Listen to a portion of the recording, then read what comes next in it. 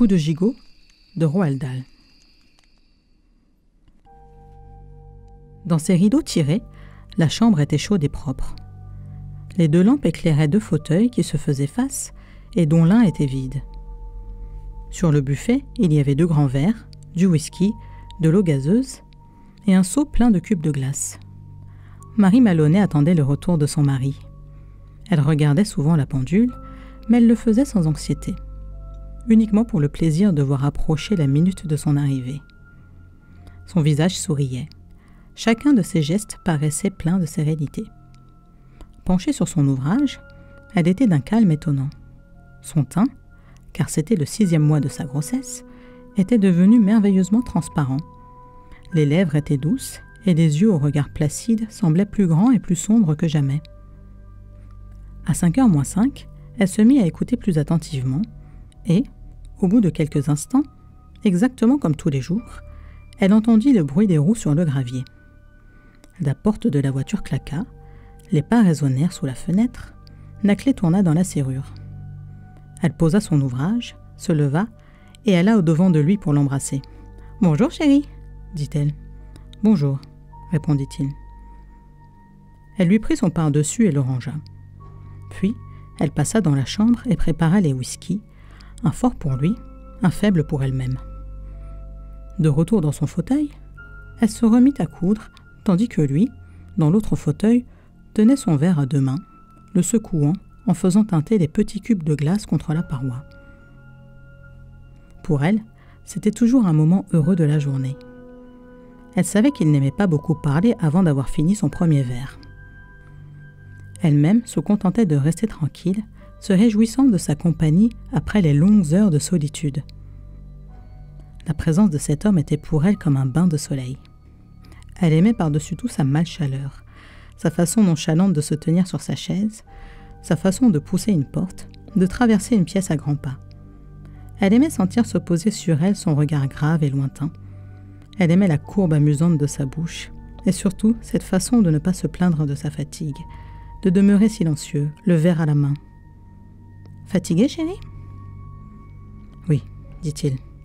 Je suis fatigué. » Puis, il fit une chose inhabituelle. Il leva son verre à moitié plein et avala tout le contenu. Elle ne l'épiait pas réellement, mais le bruit des cubes de glace retombant au fond du verre vide retint son attention. Au bout de quelques secondes, il se leva pour aller se verser un autre whisky. « Ne bouge pas, j'y vais !» s'écria-t-elle en sautant sur ses pieds. « Rassieds-toi, » dit-il. Lorsqu'il revint, elle remarqua que son second whisky était couleur d'ambre foncé. « Chérie, veux-tu que j'aille chercher tes pantoufles ?»« Non. » Il se mit à siroter son whisky. Le liquide était si fortement alcoolisé qu'elle put y voir monter les petites bulles huileuses. « C'est tout de même scandaleux, » dit-elle, « qu'un policier de ton rang soit obligé de rester debout toute la journée. » Comme il ne répondait pas, elle baissa la tête et se remit à coudre. Mais, chaque fois qu'il buvait une gorgée, elle entendait le tintement des cubes de glace contre la paroi du verre. « Chérie, dit-elle, veux-tu un peu de fromage ? Je n'ai rien préparé de dîner puisque c'est jeudi. »« Non, dit-il. »« Si tu es trop fatiguée pour dîner dehors, reprit-elle, il n'est pas trop tard. Il y a de la viande dans le réfrigérateur. Tu pourras manger ici même, sans quitter ton fauteuil. » Ses yeux attendirent une réponse, un sourire, un petit signe quelconque, mais il demeura inflexible.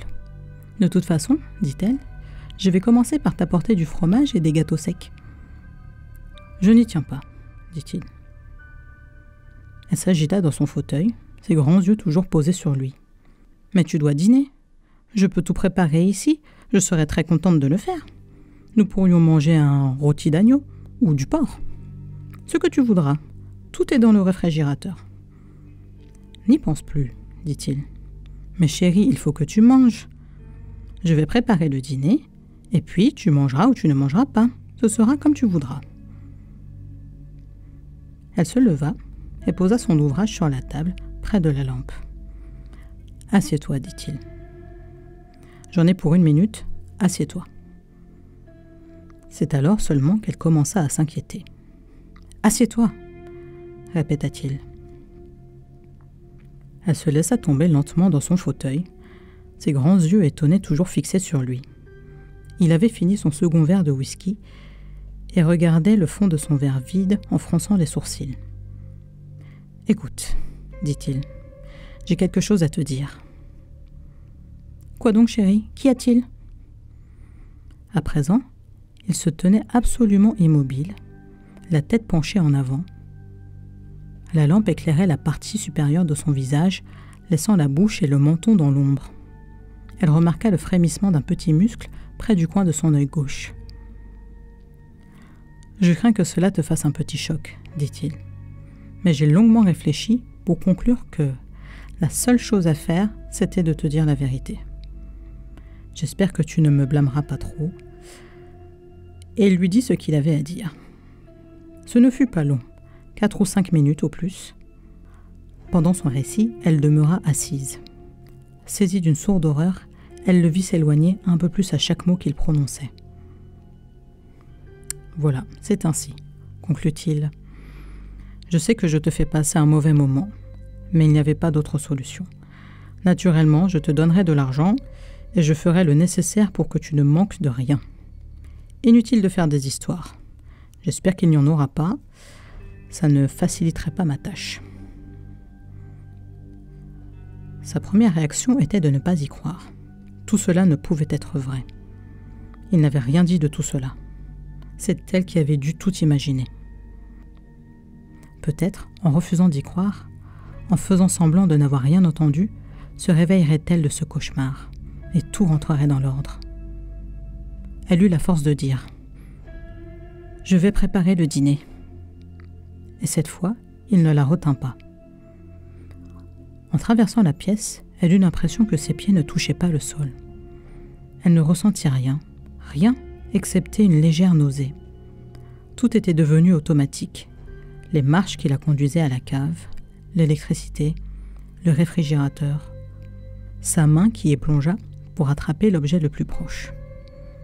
Elle le sortit, le regarda. Il était enveloppé. Elle retira le papier. C'était un gigot d'agneau. Bien, il y aurait du gigot pour dîner. Tenant à deux mains le bout de l'os, elle remonta les marches. Et lorsqu'elle traversa la salle de séjour, elle aperçut son mari de dos, debout devant la fenêtre. Elle s'arrêta. « Pour l'amour de Dieu, dit-il, sans se retourner. Ne prépare rien pour moi, je sors. » Alors, Marie Maloney fit simplement quelques pas vers lui, et, sans attendre, elle leva le gros gigot aussi haut qu'elle put au-dessus du crâne de son mari, puis cogna de toutes ses forces. Elle aurait bien pu l'assommer d'un coup de massue. Elle recula. Il demeura miraculeusement debout pendant quelques secondes, en titubant un peu. Puis, il s'écroula sur le tapis. Dans sa chute qui fut violente, il entraîna un guéridon. Le tintamarre aida Marie Maloney à sortir de son état de demi-inconscience, à reprendre contact avec la réalité. Étonnée et frissonnante, serrant toujours dans ses deux mains son ridicule gigot, elle contempla le corps. « Ça y est, » se dit-elle, « je l'ai tué. » Son esprit était devenu soudainement extraordinairement clair. Épouse de détective, elle savait très bien quelle peine elle risquait. Cela ne l'inquiétait nullement, cela serait plutôt un soulagement. Mais l'enfant qu'elle attendait, que faisait la loi d'une meurtrière enceinte? Tuait-on les deux, la mère et l'enfant? Ou bien attendait-on la naissance? Comment procédait-on? Marie Maloney n'en savait rien, elle était loin de s'en faire une idée. Elle alla dans sa cuisine, alluma le four et mit le gigot à rôtir. Puis, elle se lava les mains et monta dans sa chambre en courant. Là, elle s'assit devant sa coiffeuse, se donna un coup de peigne, se repoudra et mit un peu de rouge à lèvres. Elle tenta un sourire. Le résultat fut lamentable. Elle fit une nouvelle tentative. « Bonjour Sam, » dit-elle, joyeusement à haute voix. La voix, comme le sourire, lui parut dépourvue de naturel. « Pourriez-vous me donner quelques pommes de terre? Et puis une boîte de petits pois ?» Ça allait mieux, pour le sourire et pour la voix. Elle répéta plusieurs fois son petit texte, puis elle descendit, prit son manteau, sortit par la petite porte, traversa le jardin pour se trouver dans la rue. Il n'était pas tout à fait 6 heures et l'épicerie était encore éclairée. « Bonsoir, Sam », dit-elle joyeusement à l'homme qui se trouvait derrière le comptoir. « Bonsoir, Madame Maloney, comment allez-vous ? Pourriez-vous me donner quelques pommes de terre et puis une boîte de petits pois ?» L'homme lui tourna le dos pour descendre du rayon la boîte de petits pois. « Patrick a décidé de ne pas sortir ce soir. Il est trop fatigué, dit-elle. D'habitude, nous sortons le jeudi soir, vous savez bien. Et je m'aperçois que je n'ai pas de légumes à la maison. Et de la viande, Madame Maloney. Vous n'en prenez pas ? Non merci, j'en ai. J'ai un beau gigot congelé. Ah. Au fond, je n'aime pas tellement faire cuire de la viande congelée, Sam. Mais cette fois-ci, je vais essayer. Qu'en pensez-vous ? Personnellement, dit le commerçant, je ne crois pas qu'il y ait une différence. Voulez-vous des pommes de terre de l'Idaho ? Oh oui, ça ira très bien. Et avec ça ? Demanda l'épicier en souriant. Comme dessert. Qu'allez-vous lui donner comme dessert ? Eh bien, que me conseillez-vous, Sam ? L'épicier passa en revue ses rayons. Ce beau gâteau au fromage, par exemple. Je crois qu'il aime ça. Parfait, dit-elle. Il adore le gâteau au fromage. Puis, après avoir payé, elle dit avec un sourire radieux « Merci, Sam. Bonsoir. »« Bonsoir, Madame Maloney. Et merci. » Dans la rue, elle pressa le pas. Elle se dit qu'elle allait retrouver son mari qui l'attendait à la maison. Elle se dit encore qu'il fallait bien réussir le dîner parce que le pauvre homme était fatigué. Alors, si, en rentrant, elle allait trouver quelque chose d'insolite, de tragique ou d'épouvantable, elle serait tout naturellement bouleversée et deviendrait folle de chagrin et de terreur. Elle rentrait chez elle, simplement, comme n'importe quel autre jour, après avoir fait ses provisions. C'est Madame Maloney qui vient d'acheter des légumes et qui rentre à la maison un jeudi soir. Elle rentre chez elle où l'attend son mari. Elle va préparer un bon repas. C'est la seule chose à faire, se dit-elle. Me conduire avec naturel et simplicité. Être naturel. Comme ça, pas besoin de jouer la comédie. C'est donc en fredonnant un petit air joyeux qu'elle entra dans sa cuisine par la petite porte. « Patrick !» cria-t-elle. « J'arrive !»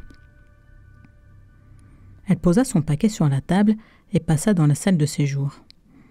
Et lorsqu'elle le vit, étendu par terre, les jambes en bataille, un bras replié, ce fut réellement un choc assez violent. Elle sentit rejaillir en elle tout un torrent d'amour perdu, de tendresse ancienne. Elle courut vers le corps, tomba à genoux et se mit à pleurer à chaudes larmes. C'était facile, pas nécessaire de jouer la comédie. Au bout de quelques minutes, elle se leva et alla au téléphone. Elle savait par cœur le numéro du poste de police. Et lorsqu'elle entendit une voix au bout du fil, elle dit en pleurant « Venez vite, Patrick est mort !» Qui est à l'appareil ? C'est Madame Maloney, la femme de Patrick Maloney. Vous voulez dire que Patrick est mort ? Je le pense, sanglota-t-elle. Il est étendu par terre et je crois qu'il est mort. On arrive, dit la voix. Le car arriva en effet très vite et lorsqu'elle ouvrit la porte, elle tomba tout droit dans les bras de Jack Noonan, en pleurant avec hystérie. Il l'aida gentiment à s'asseoir sur sa chaise, puis il alla rejoindre son collègue qui venait de s'agenouiller près du corps. « Est-il mort ?» sanglota Marie. « Je le crains. Que s'est-il passé ?» Elle raconta brièvement qu'elle était descendue chez l'épicier et qu'elle avait trouvé Patrick étendu par terre en rentrant. En écoutant son récit coupé de sanglots, Noonan découvrit une paillette de sang gelé sur les cheveux du mort. Il la montra aussitôt à O'Malley, qui se leva et courut au téléphone. Peu après, d'autres hommes envahirent la maison, un médecin, puis 2 détectives.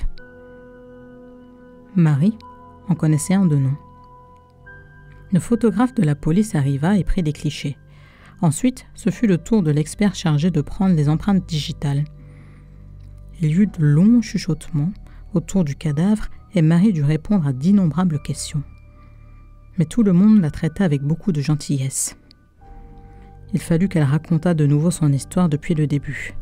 L'arrivée de Patrick alors qu'elle était assise dans son fauteuil en cousant. Il était fatigué, si fatigué qu'il n'avait pas eu envie de dîner dehors. Elle raconta comment elle avait mis le gigot au four, il y est toujours, et comment elle était descendue chez l'épicier. Et comment, en rentrant, elle avait trouvé son époux gisant sur le tapis. « Quel épicier ?» demanda l'un des détectives. Elle le lui dit, et il parla à voix basse à l'autre détective qui aussitôt quitta la maison. Il revint au bout d'une quinzaine de minutes avec une page de notes. Il y eut d'autres chuchotements, et, à travers ses sanglots, elle put capter des bribes de phrases. Comportement absolument normal, très enjoué. Voulait lui préparer un bon dîner, petit pois, gâteau au fromage. Impossible qu'elle... Un peu plus tard, le photographe et le docteur prirent congé. 2 autres policiers firent leur entrée pour emporter le corps sur un brancard. Puis l'homme aux empreintes digitales se retira à son tour. Les 2 détectives restèrent, ainsi que les 2 agents. Ils étaient tous remarquablement gentils, et Jack Noonan voulut savoir si Marie n'avait pas envie de quitter la maison, d'aller par exemple chez sa sœur, ou peut-être chez sa femme à lui, qui prendrait soin d'elle et qui l'accueillerait volontiers pour la nuit. « Non », dit-elle. Elle lui expliqua qu'elle ne se sentait pas la force de bouger, qu'elle aimerait mieux rester là où elle était pour l'instant, qu'elle ne se sentait pas bien du tout. Jack Noonan lui demanda alors si elle ne voulait pas se mettre au lit. « Non », répondit-elle encore. Elle préférait rester dans son fauteuil. Un peu plus tard peut-être, quand elle se sentirait mieux, elle prendrait une décision. Alors, ils l'abandonnèrent dans son fauteuil pour aller fouiller la maison. Mais, de temps à autre, l'un des détectives revenait pour lui poser une question. Jack Noonan revint à son tour et lui parla doucement. Son mari, lui dit-il, avait été tué d'un coup violent sur le crâne, administré à l'aide d'un instrument lourd et contondant, probablement en métal. Ils étaient actuellement à la recherche de cet objet. L'assassin avait pu l'emporter avec lui, mais il avait pu aussi bien s'en débarrasser sur les lieux. « C'est une vieille histoire, dit-il. Trouvez l'arme et vous tenez le bonhomme. » Plus tard, l'un des détectives remonta dans la cave et vint s'asseoir près d'elle. Il lui demanda si, à sa connaissance, il existait dans la maison un objet ayant pu servir d'arme. Et si cela ne l'ennuyait pas d'aller voir s'il manquait rien, une grosse clé anglaise par exemple, ou un vase en métal. Elle lui dit qu'elle n'avait jamais eu de vase en métal. Et une clé anglaise ? Elle ne pensait pas en avoir, à moins qu'il y en ait eu au garage. Les recherches reprirent. Elle savait que d'autres policiers se trouvaient au jardin, tout autour de la maison. Elle entendait le gravier grincer sous leurs pas et, de temps à autre, elle entrevoyait la lueur de leurs torches par une fente du rideau. Il était tard, près de 9 heures. Après tant de vaines recherches, les 4 policiers parurent un peu exaspérés. « Jack » dit-elle lorsqu'elle vit entrer le sergent Noonan. « Auriez-vous la gentillesse de me donner à boire ?»« Mais certainement. C'est du whisky que vous voudriez ?»« Oui, s'il vous plaît, mais très peu, rien qu'un doigt. Je me sentirai peut-être mieux après. » Il lui tendit un verre. « Pourquoi n'en prenez-vous pas vous-même » dit-elle. « Vous devez être terriblement fatigué. »« C'est que, fit-il, ce ne serait pas strictement régulier. Mais j'en prendrais bien une goutte pour rester en forme. » Un autre homme entra. Après quelques encouragements, ils étaient tous là, debout, tenant gauchement leur verre à la main. Intimidé par la présence de la veuve, il s'efforçait de prononcer des mots réconfortants. Puis, le sergent Noonan alla faire un tour à la cuisine. Il revint aussitôt et dit « Vous savez, Madame Maloney, votre four est toujours allumé, et la viande est dedans. »« Oh mon Dieu !» s'écria-t-elle. « C'est vrai. Voulez-vous que j'aille l'éteindre ? Vous seriez très gentil, Jack. Merci 1000 fois. » Lorsque le sergent Noonan revint pour la seconde fois, elle leva sur lui ses grands yeux sombres et mouillés. « Jack Noonan, » dit-elle. « Oui. Voulez-vous me rendre un petit service, vous et vos collègues ? » ?»« Certainement, Madame Maloney. »« Eh bien, dit-elle, vous êtes tous des amis de mon pauvre Patrick, et vous êtes ici pour m'aider à trouver son assassin. Vous devez avoir faim après tant d'heures supplémentaires. Et je sais que mon pauvre Patrick ne me pardonnerait jamais de vous recevoir ici sans rien vous offrir. Pourquoi ne mangeriez-vous pas le gigot qui est au four? Il doit être cuit à point. Impossible d'accepter, bredouilla Jack. S'il vous plaît, supplia-t-elle, faites-le pour moi. Moi-même, pas question que je touche à quoi que ce soit. Tout me fait trop penser à lui. Mais vous, c'est différent. Vous m'aurez rendu un immense service. Et ensuite, vous pourrez vous remettre au travail. Les 4 policiers eurent un long moment d'hésitation, mais, comme ils mouraient tous de faim, ils finirent par se laisser convaincre. Ils se rendirent à la cuisine pour attaquer le gigot. La jeune femme demeura à sa place, ce qui lui permit de les écouter par la porte entr'ouverte. Elle put ainsi les entendre parler, la bouche pleine, de leurs grosses voix pâteuses. « Un autre morceau, Charlie ?»« Non, vaut mieux ne pas tout manger. » »« Elle veut qu'on mange tout, c'est ce qu'elle a dit, ça lui rend service. »« Bon, si ça lui rend service, passe-moi encore un bout. » « Qu'est-ce qu'il a bien pu avoir comme gourdin, le type qui a bousillé le pauvre Patrick ?» dit l'un d'eux. Le toubib dit qu'il a une partie du crâne en miettes, comme broyé à coups de marteau. On finira bien par trouver. C'est ce que je pense aussi. Qui que ce soit, il n'a pas pu aller bien loin avec son truc. Un truc comme ça, on ne le trimballe pas plus longtemps qu'il ne le faut. L'un d'eux éructa. À mon avis, la chose doit se trouver ici, sur les lieux mêmes. Probablement, nous devons l'avoir sous le nez. Tu ne crois pas, Jack ? Dans la pièce voisine, Marie Maloney se mit à ricaner.